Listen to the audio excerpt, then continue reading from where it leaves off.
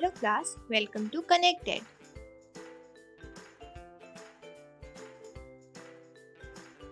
In today's class, we will take a look into the chapter Transport and Communication and gain some basic knowledge about it. So without any further ado, let's get into the chapter. Students, do you know what transportation is? Well, the connections and links between places and people are referred to as transportation and communication. Transport, in its broadest sense, refers to the system of moving people and products from one location to another. Communication refers to the system for conveying or exchanging ideas, information, and messages, among other things. We employ a variety of modes of transportation to transfer goods and passengers from one location to another. It is critical for a vast and developing country like India to create a low-cost and effective transportation infrastructure. It is transportation that facilitates the movement of raw materials, fuels, machinery, and other goods from the places of production to the point of marketing and consumption. India's transportation system is separated into three modes: land, water, and air. Roads, trains, and pipelines make up land transportation. Inland rivers and sea or ocean transportation are the two types of water transportation. Air travel is the quickest means of transportation. Let's start with the subpart of land transport.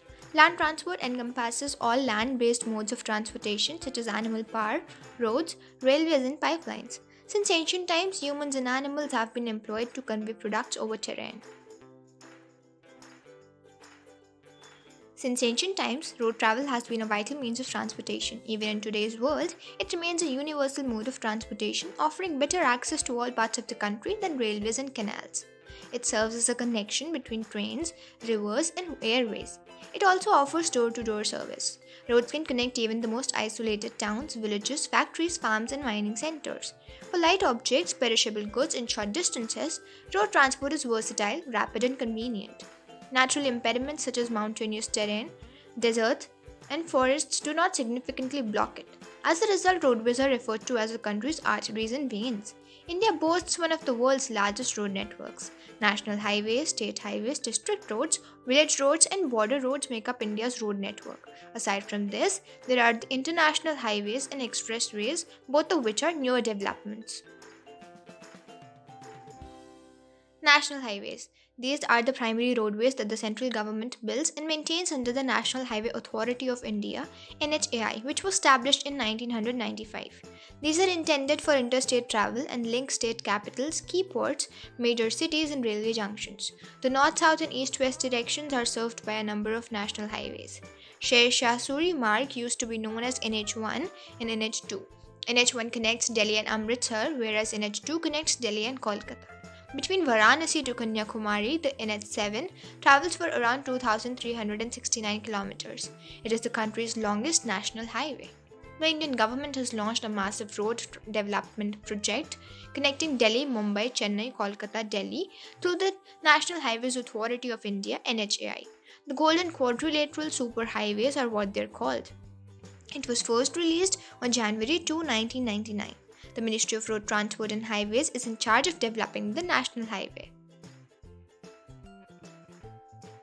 State roads. The state highways link the major cities, the state capital, and district headquarters. The state government is responsible for the development of state roadways, which are maintained by the Public Works Department (PWD).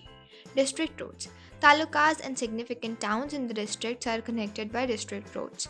The Zilla Parishads have jurisdiction over these routes.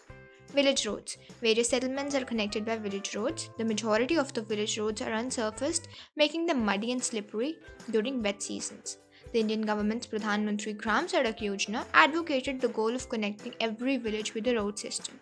Village panchayats maintain these roads. Border roads. In 1960, the Border Roads Organization (BRO) was founded. Its main goal is to develop and build vital roadways in the country's northern and northeastern regions, as well as along the country's borders. BRO has built roads connecting Manali and Leh with Chandigarh in high-altitude mountainous locations. The average elevation of this road is 4270 meters above mean sea level. BRO also clears snow in high-altitude places in addition to its core activity. Road density. In India, the distribution of roadways is extremely uneven.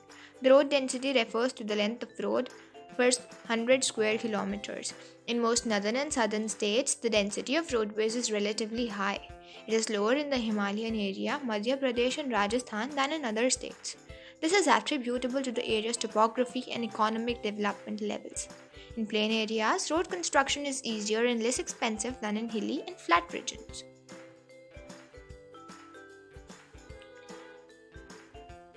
Let's study the problems of road transport. The road network is not only insufficient but also inefficient when considering the volume of goods, traffic, and passengers. Approximately half of India's roads are unpaved. These are only suitable for usage in dry weather, as they become muddy and unsuited during the winter season and rainy season. Inadequate capacity, weak pavements, old and damaged bridges, unbridged level crossings, a lack of bypass roads, and a lack of facilities and safety measures plague the majority of national highways.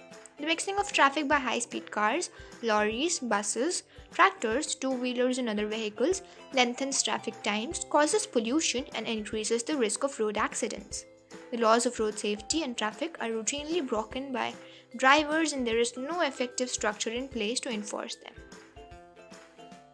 Let's start with the railways. In 1853, India's railway system was established and it today connects the country's major ports. After the United States and Canada, India now has the largest railway network in Asia and the third largest in the world. The railway system in India is critical to the country's agricultural, industrial, and economic development. Because of the level land, fertile farmland, dense population, huge number of industrial and commercial centers, and port facilities at Kolkata, the Gangetic Plain boasts a dense network of railways. Because of relief and climate issues, trains are lacking in the Deccan Plateau, Northern Mountains, and Rajasthan Desert. In India, railways are divided into three gauges: broad gauge, meter gauge, and narrow gauge. Railway distribution is mostly influenced by physiographic variables. Railways require flat ground or a very low grade if they are located in hilly places. Laying railway rails in high terrain is a difficult task. Culverts and bridges must also be used to traverse the various rivers, creeks, and minor depressions. Railway lines are more challenging to place in forested areas and mountains. Developing railways in sparsely populated areas, on the other hand, is uneconomical. Taking these considerations into account, the best railway network is found in the northern plains, which have a large population density, abundant agricultural and mineral resources, and a flat topography that is perfect for railway development. The peninsular region, on the other hand, contains multiple hill ranges that make crossing difficult due to the necessity to build tunnels and gaps in the ranges. Due to the soft terrain, the sandy plains of Rajasthan and the swampy districts of Gujarat further limit the possibilities of developing rails. Mumbai and Mangalore are connected by the Konkan Railway, which runs along India's west coast. The 738-kilometer route connects the states of Maharashtra, Goa, and Karnataka, an area of crisscrossing rivers, plunging valleys, and cloud-soaring mountains. On January 26, 1998, the first train on the finished track was waved off. Due to its ro-ro function, which allows vehicles to be loaded into railway wagons, this railway has helped to minimize road traffic. However, landslides and track sinking are severe challenges for Konkan railways, especially during the rainy season. In India, the Kolkata Metro Railway Network was the country's first subterranean rapid transit system. In 1984, the metro rails in Kolkata began to operate. Now, let's study the problems of railways. Passengers and cargo are under extreme pressure on railways as the population and industries grow. Several railway projects have been started but not completed. Electricity boards' higher rates of electricity frequently result in significant increases in tariffs. A lot of railway equipment is antiquated and has to be replaced, but there isn't enough money to do so. Many railway tracks are old and inefficient. The signaling system, communication system, and safety measures are all in need of renewal and upgrading. Other issues in Indian railways include late trains, filthy trains, clogged bathrooms, a lack of passenger facilities, cleanliness at railway stations, and security procedures at railway stations, among others. Students, let's learn about the basic aspects of water transport. There are two types of waterways in India: inland waterways and seaways or ocean routes. Inland waterways. India is endowed with a plethora of rivers. However, because many of the rivers are non-perennial, they are not navigable.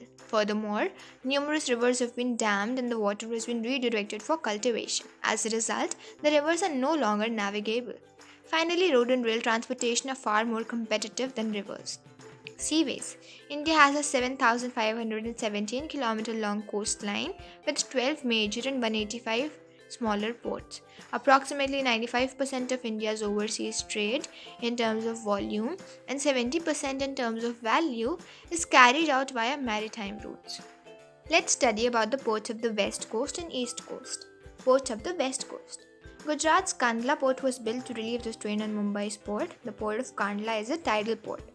Mumbai is a major port in India's west coast. During British rule, it was one of the first ports to be built. The port is located in a natural harbour that is well sheltered. Marmagua, New Mangalore, and Kochi are the ports to the south of Mumbai. The Kudremukh mines in Karnataka export iron ore through the New Mangalore port. Ports of East Coast. Tuticorin, a natural harbour and a rich hinterland of southern India, is located on the east coast. Chennai is the country's second largest port by volume of trade and one of the country's oldest artificial ports. Visakhapatnam is the world's deepest and best protected landlocked port. The Odisha port of Paradip specializes in the export of iron ore. Kolkata is a river port on the Indian subcontinent. This port provides a gateway to the Ganga-Brahmaputra basin's vast and diverse hinterland. Haldia was established as a Kolkata-based sister port. Both ports face significant sedimentation issues, necessitating constant dredging to deepen their nautical channels. Students, let's see what are the problems faced in water transport. In India, many rivers are seasonal. During the summer and winter, the discharge of perennial rivers like the Ganga, Brahmaputra, Kosi, Yamuna and others drops, and they flood during the rainy season. Both of these situations are incompatible with navigation. The silting of the riverbed affects the depth of the water, causing navigational issues. The demand for rivers is insufficient because people want their goods to move quickly. As a result, river transport is no longer economically viable.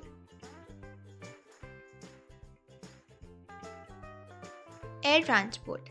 J.R.D. Tata, Jahangir Ratanji Dadabhai Tata flew from Karachi to Mumbai for the first time in 1932. In the year 1953, air transport was nationalized. Air India is the country's national carrier and Asia's 16th largest airline.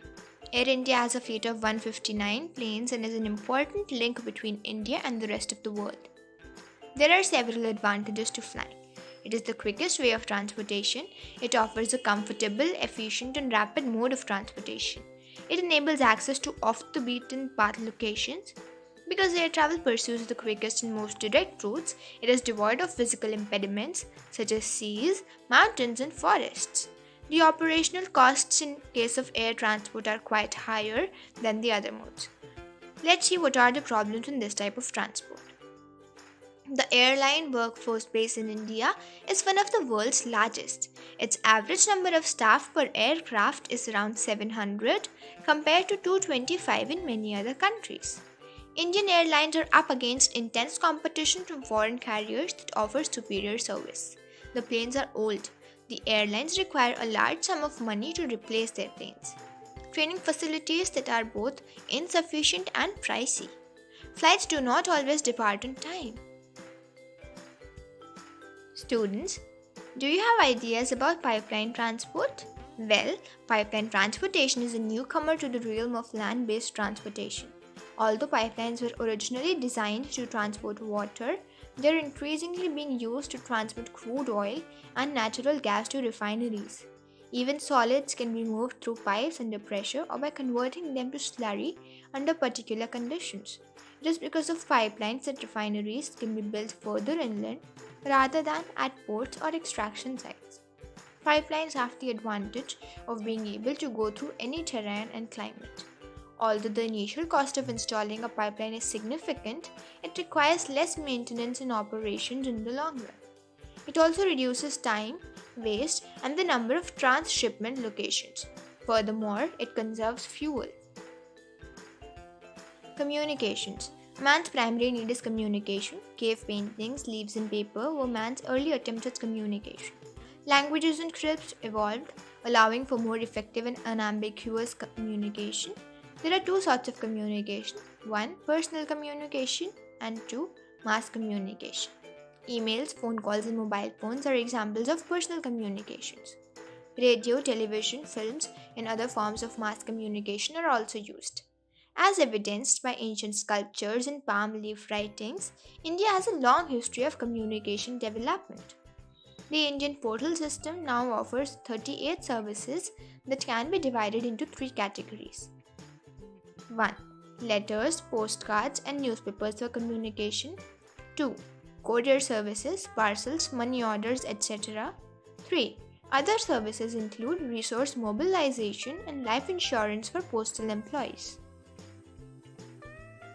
Telecommunication. India is quickly becoming one of Asia's leading telecommunications networking countries. The cell phone and the internet provide consumers with a wealth of communication and knowledge-based services. Computer and internet communication. The internet is a global network of computers that connect to each other. In India, internet service providers (ISPs) have seen a significant surge in internet subscribers. The Indian government has created its own national portal, which may be found at http://india.gov.in. The national portal delivers information and services related to Government of India ministries, various economic sectors, and businesses. Let's study the basics of mass communication. Print and electronic media are the two types of mass communication. 1. Print media. Newspapers, magazines, books, and other printed materials are included. India publishes a significant number of newspapers and other periodicals on a daily, weekly, fortnightly, and monthly basis. Newspapers are available in over 100 languages. Most newspapers are published in Hindi, followed by English and Urdu. The Government of India's Press Information Bureau serves as a central agency for disseminating information to the print and electronic media. 2. Electronic media. Films, radio, television, and computers are all examples of electronic media. Radio and television are extremely powerful mass communication mediums. Because this is an agricultural country, the programs on these mediums are extremely educational for farmers. Because India is prone to disasters, radio and television are extremely valuable for early warnings and have a large audience. India is the world's largest producer of feature films. Government and commercial organizations both make feature films. Documentary films, short film, video feature films, and video short films are among the films available. The Central Board of Film Certification is the certifying body for both Indian and foreign films that are shown in public. With 262 radio stations, All India Radio Akashvani has the most coverage across the country. It broadcasts in 146 dialects and 23 languages. In addition to airwaves through modems, cellular data cards can now be used for internet services. Direct-to-home DTH and international cable television networks such as Star TV are rapidly expanding networks. Internet. India's internet was launched about a decade ago. The Gateway Internet Access Service was introduced on August 15, 1995 by Videsh Sanchar Nigam Limited (BSNL), an Indian international trunk telephone carrier (GIAS). India's internet boom is the world's fastest growing part of the telecoms industry. Now, let's move on to the segment of international trade. The world's resources are unequally distributed. This results in a resource surplus or shortfall in one or more regions. To counter this, the interchange of commodities and services is required. Trade is the activity that entails such an exchange, and the market is the location where it occurs. Internal trade occurs when an exchange or transaction takes place within a country's borders. International trade is defined as an exchange between two independent countries. The difference between a country's export and import is its balance trade. A positive trade balance occurs when the value of exports exceeds the value of imports. The increase in the number of exports rather than the imports is termed as the unfavorable balance in trade. Students, let's get some knowledge about the tourism industry. India is a multicultural and religiously diverse country. It also has a long and illustrious history.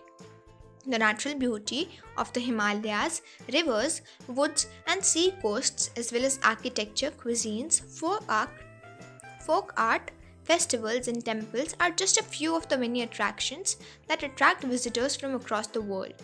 Tourism, while being a service business, has been designated as one of the most important sectors of the Indian economy. In terms of foreign currency, tourism has brought in a lot of money. The tourism industry contributes about 6.23% to India's GDP and employs 8.78% of the country's workforce. Over 5 million foreign tourists and 562 million domestic tourists visit India each year. The tourist industry generated a stunning $100 billion in 2008, and projections show that by 2018, tourism traffic will have risen to $218 billion, with an annual growth rate of 9.4%. Tourism also helps to create national unity by supporting local handicrafts and cultural hobbies. It also contributes to the growth of international awareness of our cultural heritage. Heritage tourism, ecotourism, adventure tourism, culture tourism, and medical tourism are all popular among foreign visitors to India.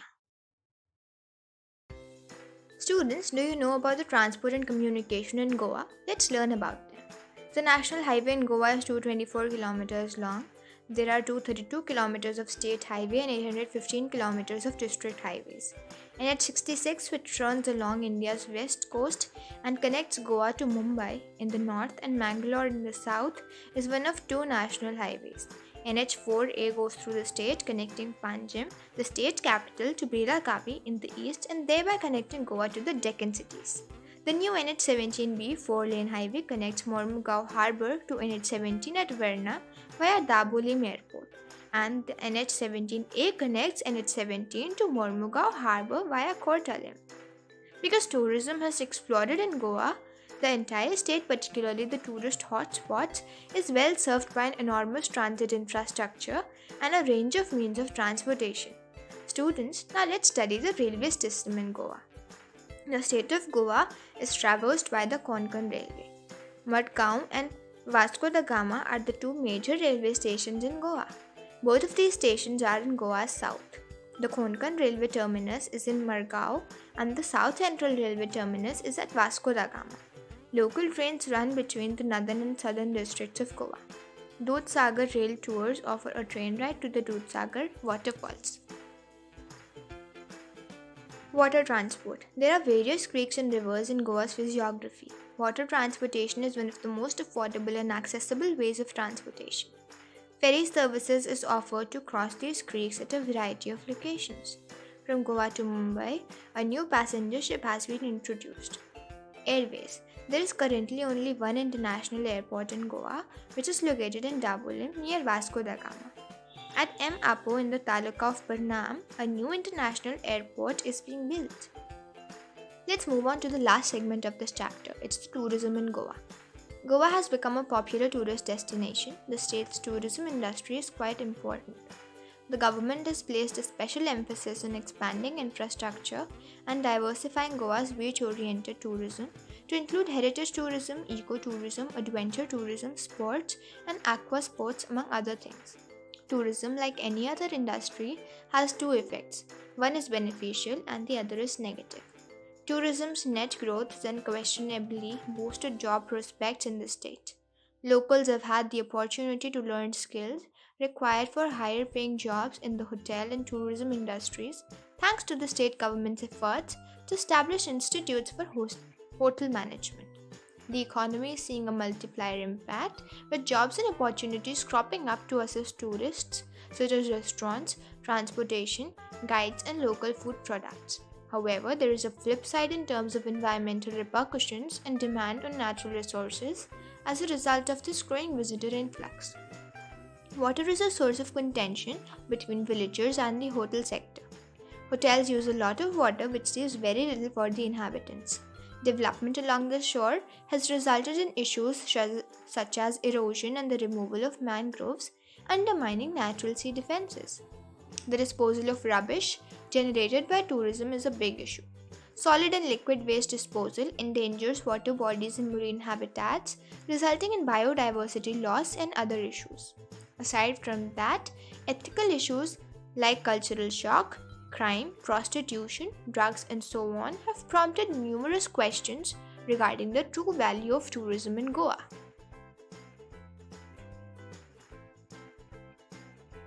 It's time to do some fun exercises. Let's recap the chapter by doing these exercises.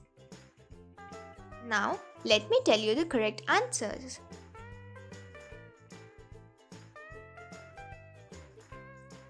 With this, we have come to the end of this chapter. Hope you enjoyed this session. See you all in the next class. Thank you.